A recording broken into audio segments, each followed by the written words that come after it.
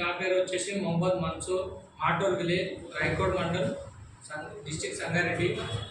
నేను వచ్చేసి బీపీ గురించి మా ఊళ్ళకు వాడిపోయడం జరిగింది.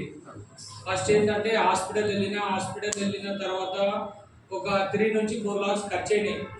ఖర్చు అయితే వాళ్ళు ఏం చేస్తారు, గ్లూకోజ్ పెడుతున్నారు, మెడిసిన్ ఇస్తారు, పంపించేస్తారు.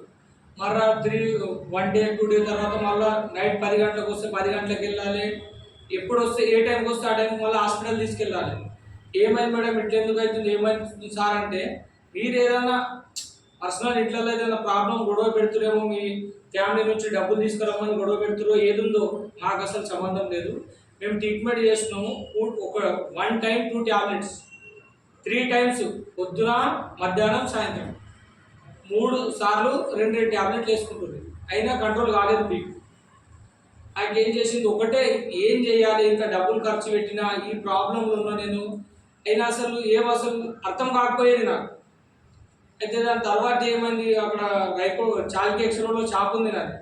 షాప్ దగ్గర పెంటన్ అనే వ్యక్తి అక్కడ ప్లాన్ చూపిస్తున్నాడు. ఇదే ప్లాన్ చూపిస్తే నేనేం చేసిన, పాండప దగ్గరికి వెళ్ళిన, పాన్ తీసుకొని ప్లాన్ చూసిన తర్వాత ఏమన్నా, సార్ నేను కూడా 4 లక్షలు ఖర్చు పెట్టిన, ఇది ఒకటి చూద్దాం, అది తగ్గదో చూద్దాం అని చెప్పేసి ఆయనకంటే ఆయన ఏమన్నాడు, 7,000 ఉన్నాయంటే, లేదు ఇది తక్కువ రేట్కి ఇచ్చేది కాదు, మొత్తం డబ్బులు కడితేనే ఇస్తా, లేకపోతే లేదన్న.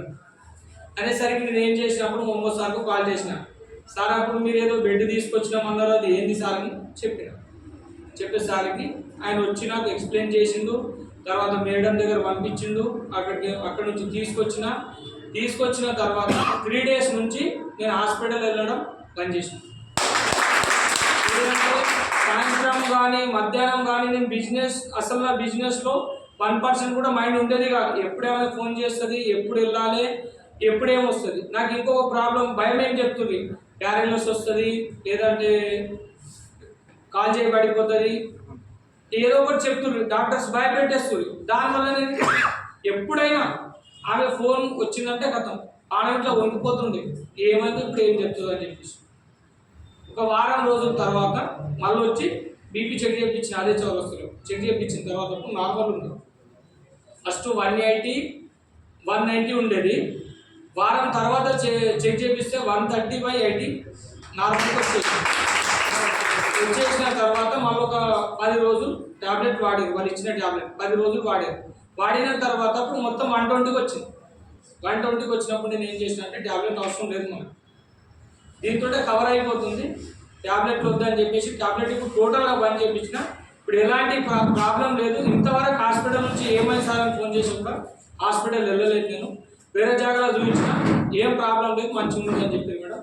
ఓకే, ఇప్పుడైతే ప్రశాంతం ఉంది, అందరు వాడవచ్చు, కేవలం చెప్పచ్చు.